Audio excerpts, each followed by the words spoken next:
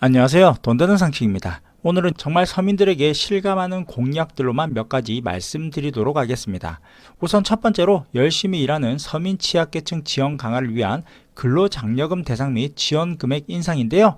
근로장려금은 소득과 재산이 일정 금액 미만인 가구를 대상으로 장려금을 지급하는 제도로 신청 자격은 근로장려금, 자녀장려금은 가구별로 지급을 하기 때문에 한 가구에 한 명만 신청 지급받을 수 있고 배우자, 부양가족 유무에 따라 단독, 혹벌이, 맞벌이 가구로 구분됩니다.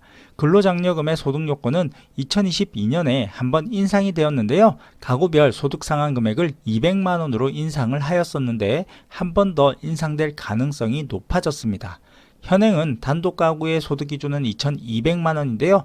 2,400만 원으로 인상을 하고 혹벌이 가구는 3,200만 원에서 3,600만 원으로, 맞벌이 가구는 3,800만 원에서 4,320만 원으로 확대될 가능성이 있어 보이며 근로장려금 지급 금액도 최대 330만 원으로 늘어날 수 있을 것으로 보입니다. 참고로 근로장려금은 소득요건 중 가장 중요한 것이 있는데요. 소득요건표를 보시면 단독, 혹벌이 가구의 경우에는 4만 원 이상이라는 내용이 있는 것을 확인하실 수 있는데, 이는 최소 4만 원 이상의 근로소득이 있어야 근로장려금 신청이 가능하다고 보시면 됩니다. 참고하시면 될 듯 하네요.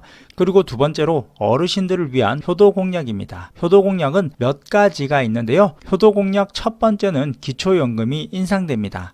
현재 30만 7,500원의 기초연금을 지급을 하고 있는데 앞으로는 월 10만 원이 인상된 40만 원을 지급받게 될 수 있습니다. 효도공약 두 번째는 기초연금 감액 부분이 변경될 수 있는데요. 기초금액은 현재 부부가 동시에 기초연금을 받을 경우 부부 모두 20%의 기초연금을 삭감을 하고 있는데, 이번에도 역시 삭감되는 부분에 대해서는 그대로 유지를 하지만 부부가 동시에 기초연금을 수령하게 되면 현행은 48만 원을 지급을 받았지만 앞으로는 64만 원을 지급받을 수 있게 됩니다.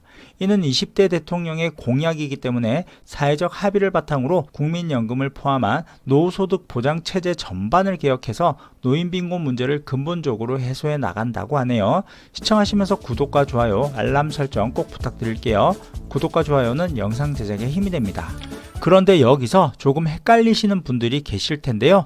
노령연금과 기초연금, 그리고 기초노령연금에 대해서 헷갈리시는 분들이 많으십니다. 노령연금은 국민연금으로 국민연금을 10년 이상 납부했을 때 받는 연금이고요.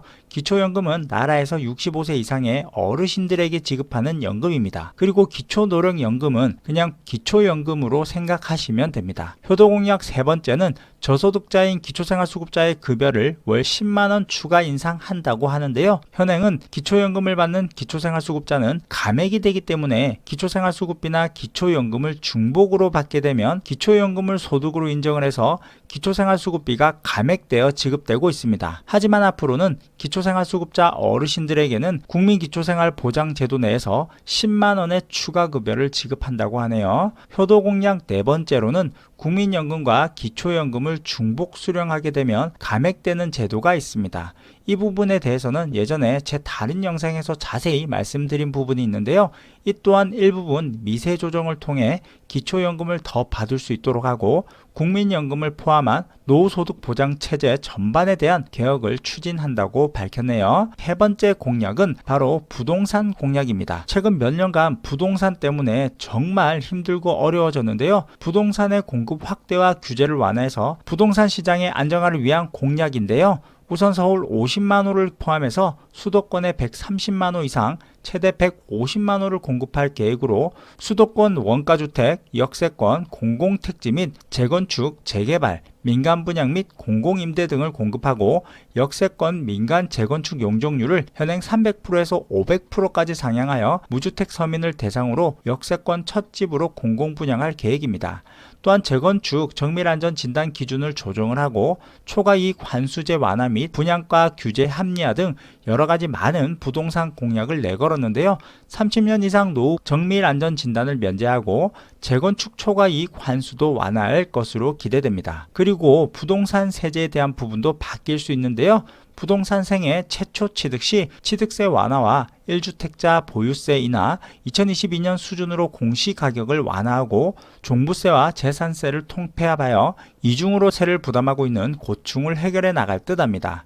참고로 재산세는 우리가 보유하고 있는 재산에 대해서 부과되는 세금인데요. 건물이나 시설물, 선박, 항공기 등을 소유하고 있는 사람에게 과세되는 지방세로 쉽게 말해서 집을 소유한 모든 사람에게 부과된다고 보시면 됩니다. 그런데 재산세 말고 종부세도 납부하시는 분들이 많으신데요. 정부는 지금까지 종부세와 재산세를 따로 부과하고 있었습니다. 물론 부동산을 소유한 모든 사람이 납부하는 재산세와는 달리 종부세는 주택의 경우 1주택인 경우는 공시가격 11억 원을 초과하거나 다주택자인 경우에는 공시가격 6억 원이 초과되어야만 종부세가 대상자가 되었는데요.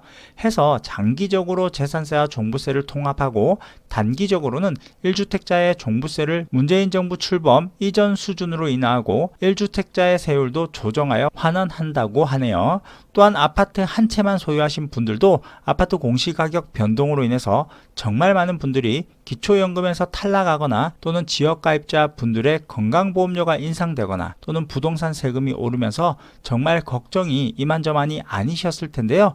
부동산 공시가격을 공정시장가액 비율 조정을 통해 2022년 수준으로 되돌리고 다주택자에 대해서도 양도소득세 중과세율 적용을 해서 최대 2년간 한시적으로 배제를 하고 이후 장기적으로는 다주택자 중과세 정책을 재검토할 계획이네요.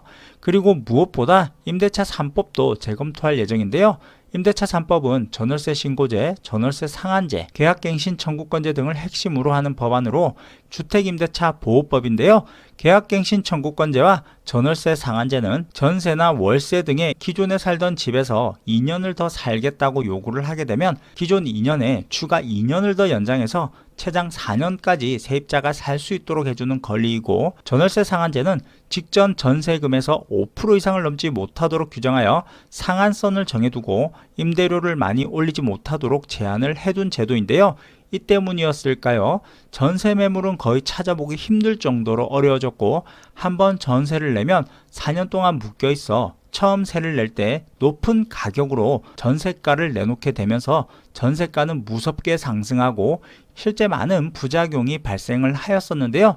윤석열 당선인이 가장 핵심으로 손봐야 하는 정책으로 부동산 정책을 꼽으면서 4년으로 늘어난 갱신권은 이전에 2년으로 되돌리는 등 임대차 3법을 해결하기 위해 전면 재검토될 예정이라고 합니다.